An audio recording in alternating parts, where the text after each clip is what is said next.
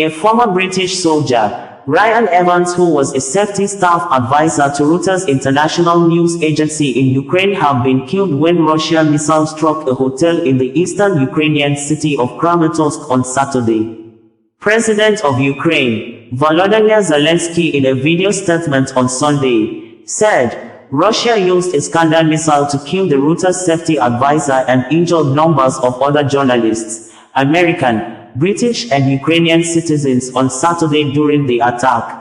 Reuters, in a statement on Sunday, announced the death of its staff, Ryan Evans, and said the staff was a former British soldier who had been in the services of the news agency since 2022. Russian military war in Ukraine began officially on February 24, 2022. Reuters' statement, as reported by the news network, reads in quote thus: Ryan Evans, a member of the Reuters team covering the war in Ukraine, was killed and 2 Reuters journalists were injured in a strike on a hotel in the eastern Ukrainian city of Kramatorsk.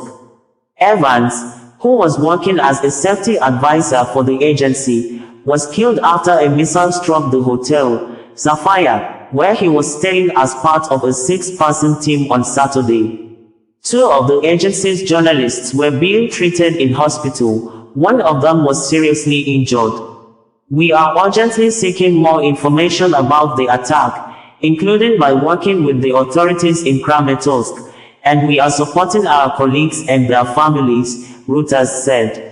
Evans, a former British soldier, had been working with Reuters since 2022 and advised its journalists on safety around the world, including in Ukraine, Israel, and at the Paris Olympics.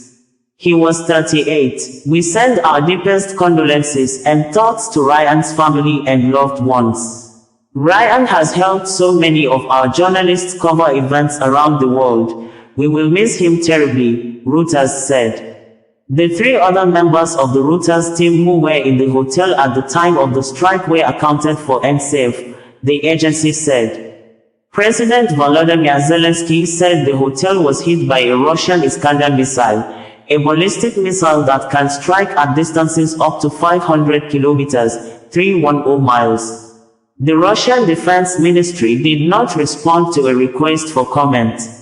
Reuters was not able to independently verify if the missile that hit the hotel was fired by Russia or if it was a deliberate strike on that building, the news agency reported on Sunday. Adding, the Donetsk province's regional prosecutor's office said in a Telegram post earlier that the body of a British citizen had been found in the rubble of a hotel building in Kramatorsk.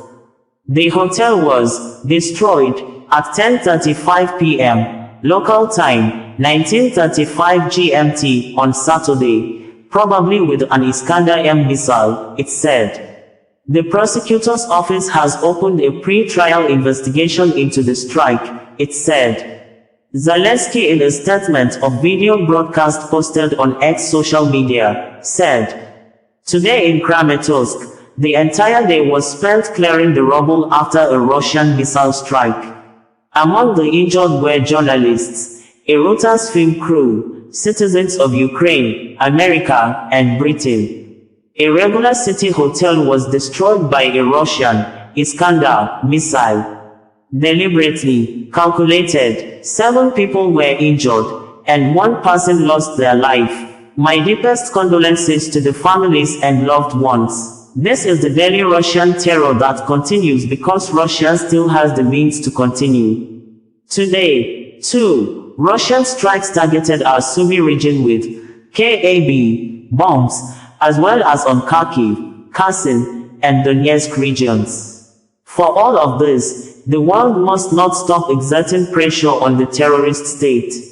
For missile strikes, for KAB bombs, for assaults. In general, for this entire war, Russia must be forced to seek peace. Today, I want to especially acknowledge our forces who are already holding Russia accountable. With the forces we have and the ones we are constantly strengthening. Every unit of the armed forces of Ukraine, the Main Intelligence Directorate, and the Security Service of Ukraine working on our long-range capabilities. Everyone repelling Russian assaults on the front line, especially now in the Donetsk region. Everyone engaged in the defensive operation in Kursk region. I thank all our warriors. Also, my deepest gratitude to all the manufacturers of our Ukrainian weapons, suppliers of all the essential components, and the developers, each one of you who tirelessly works for Ukraine. We have already showcased Palyanitzia, our new rocket drone. More of developments and more of our weapons will follow. While Palyanitsias and Neptunes can achieve many objectives, there are tasks that only ATACMS, Storm Shadow, Scalp, and other weapons from our partners can fulfill. Previous day, Zelensky said, in the 2.5 years of full-scale war, Russia has launched about 10,000 missiles of various types and more than 33,000 glide bombs at Ukraine. Stopping attacks on our cities can be achieved by targeting the carriers of this weaponry, Russian aircraft stationed at military airfields. Yesterday, the first successful combat use of our new weapon, the Ukrainian long-range rocket drone, Palyanitzia, took place. It was designed domestically to destroy the enemy's offensive potential. The number of rocket drones production will grow just like our long-range strike drones production did, whose efficiency we see almost daily. On Independence Day, President Zelensky said, another 115 of our defenders have returned home today. These are warriors of the National Guard, the Armed Forces, the Navy, and the State Border Guard Service. We remember everyone. We are searching for them and making every effort to bring them all back. I am grateful to each unit that replenishes our exchange fund.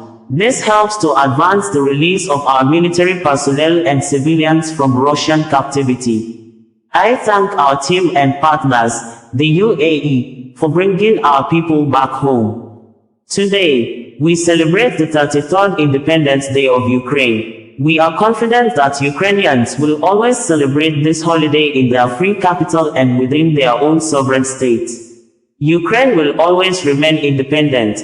This is beyond question. Together, we have given a historic answer through our unity, courage, and collective effort. The answer to whether Ukraine should exist, and whether Ukrainians should exist. When external aggression poses such a question to a nation, everything depends on millions of people. Each through their actions determines the fate of the entire people, and the entire people, with their collective strength, determines the fate of each individual. Ukraine, I congratulate you on your Independence Day. Ukrainians, I am proud of you. OsazuwaAkonedo, bringing you the news in a more digital way.